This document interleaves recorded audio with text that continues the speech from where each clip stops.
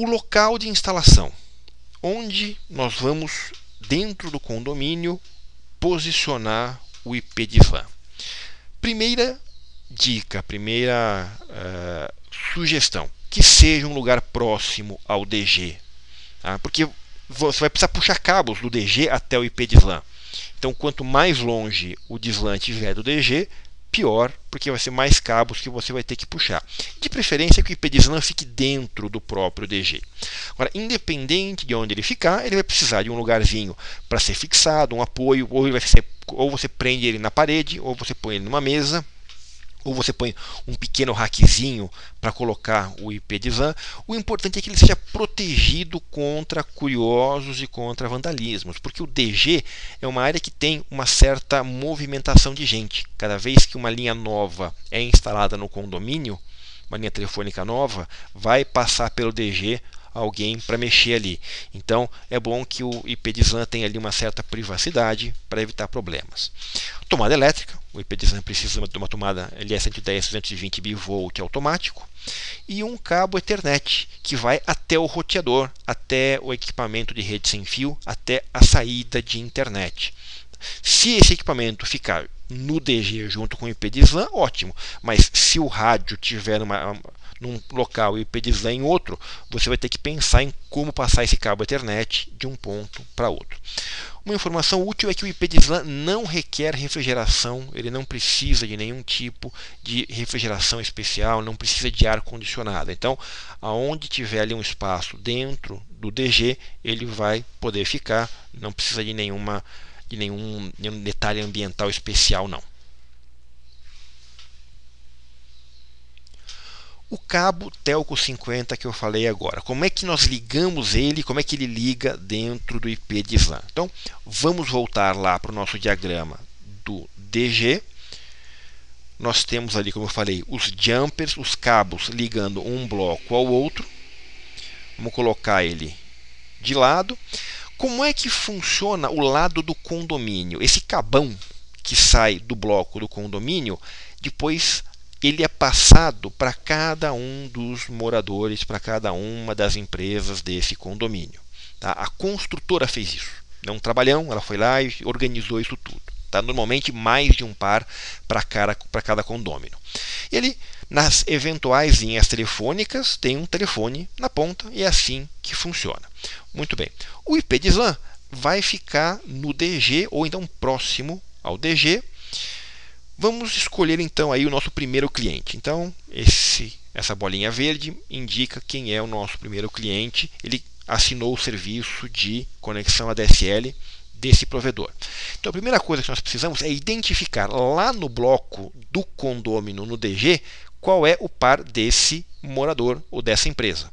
Basicamente, como eu falei, cada prédio, cada condomínio tem uma identificação. Eu vejo qual é o número desse par e vou lá no bloco e identifico qual é o parzinho dessa linha telefônica. Uma vez identificado, eu corto esse fio. Então, esse fio que liga um lado o outro vai ser cortado. O cabo Telco ele é ligado nesses conectores azulados que o IP de SLAM possui. Então, se você olhar na direita do IP de SLAM, um em cima do outro, nós temos dois conectores. Então, cada cabo Telco são 24 pares. Nós temos 24 pares que vão para o bloco da rua e 24 pares que vão para o bloco dos condôminos. Então, para cada cliente, a linha telefônica vai passar por dentro do IP de SLAM. Então, a linha telefônica que antes ia direto do bloco da rua para o bloco do condomínio, agora vai pegar um par do bloco da rua para o IP de SLAM e depois no outro conector Telco do IP de SLAM para o bloco do condomínio ali dentro do condomínio. Tá? Uma coisa que às vezes perguntam é: poxa, mas é necessário fazer isso para todos os moradores? Não, você só precisa fazer isso para os moradores que assinarem o serviço de internet. Então, se o condomínio tem 100 moradores e 20 deles assinam o serviço, você vai ter que fazer esse vai e vem apenas para 20 dos moradores. Então, apenas 20 cabos, 20 pares vão passar por dentro do IP de SLAM. E aí, dentro da casa, do condomínio, dentro da empresa, você vai ter que colocar um splitter. Normalmente os modems ADSL vêm junto com esse splitter, senão é algo que você compra também R$13, R$15 por aí, essa é a faixa de preço do mercado, aonde do splitter sai um cabinho para o telefone e outro para o modem. E aí o modem, se for um modem Ethernet, sai uma porta Ethernet, se for um modem wireless, uma conexão wireless, o IP de LAN, o DAS3324, suporta qualquer modem ADSL homologado pela Anatel. A gente não pode cotar os modems da D-Link, mas qualquer modem homologado da Anatel vai funcionar sim com o DAS3324. Qual que é a função desse splitter? A principal função desse splitter é eliminar o ruído do modem da linha telefônica. Se você liga o telefone sem esse splitter, a pessoa, o cliente, vai escutar um apito agudo na linha telefônica e vai reclamar. Então, ou um splitter ou um microfiltro são necessários junto do telefone para que a pessoa ali não escute esse chiadinho que é o sinal do modem ADSL. Bom, e se houver mais um condômino assinando, eu simplesmente refaço o mesmo processo, identifico qual é o par dele, corto e faço passar por dentro do IP de SLAN. Obviamente, não podemos esquecer, o IP de SLAN tem que estar conectado na internet através da sua porta Ethernet.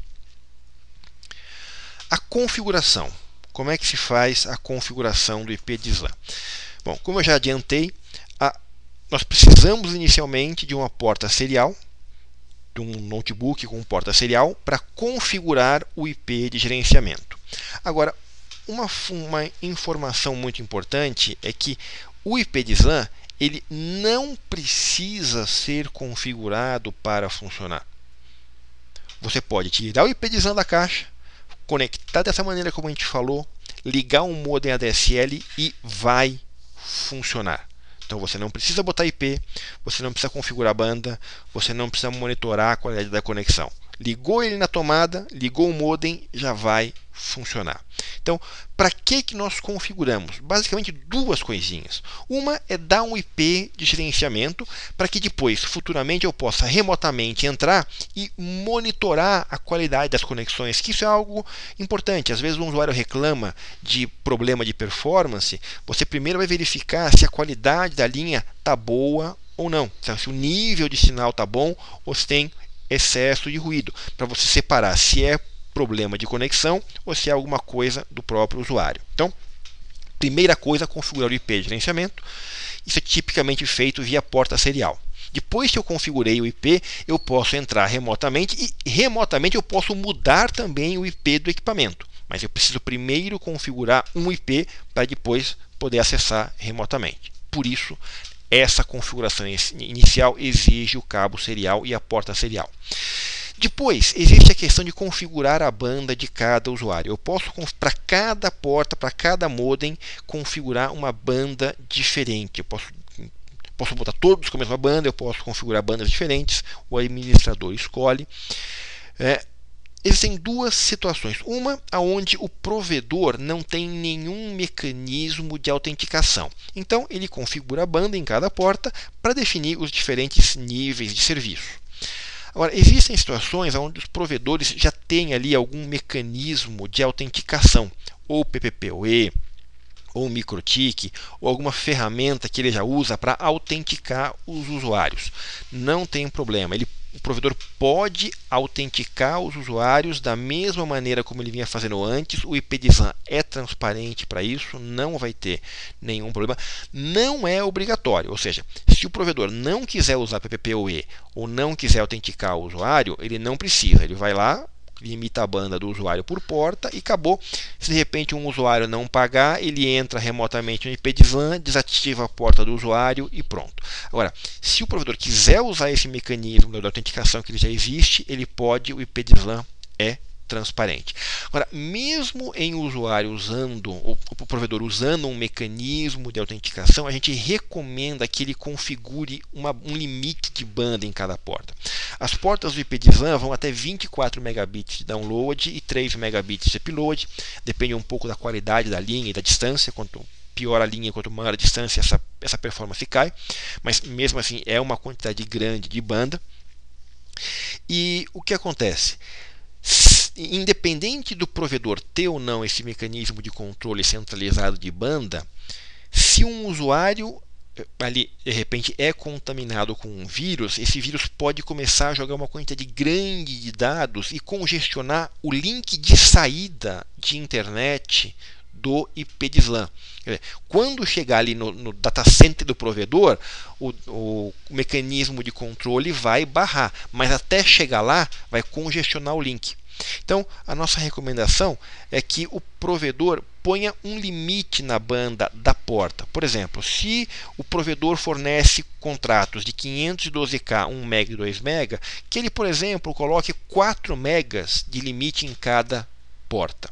Por quê? Se de repente então um usuário for contaminado, no máximo esse vírus vai jogar 4 megabits por segundo para o rádio ou para a conexão de internet. Tá? Então você já faz uma pré-limitação ali. Não existe risco de um usuário atacar o outro, porque o próprio IP de SLAM já isola os usuários, não precisa ser feito nada. Naturalmente, o IP de SLAM impede que um usuário ataque o outro, ou que um usuário tente invadir o outro, ou que um vírus de um usuário invada outro usuário também. Então, naturalmente, isso já é separado. Se o administrador quiser com que um usuário fale diretamente com o outro, ele pode habilitar, mas isso tem que ser habilitado. Por default, é feita a isolação entre os usuários.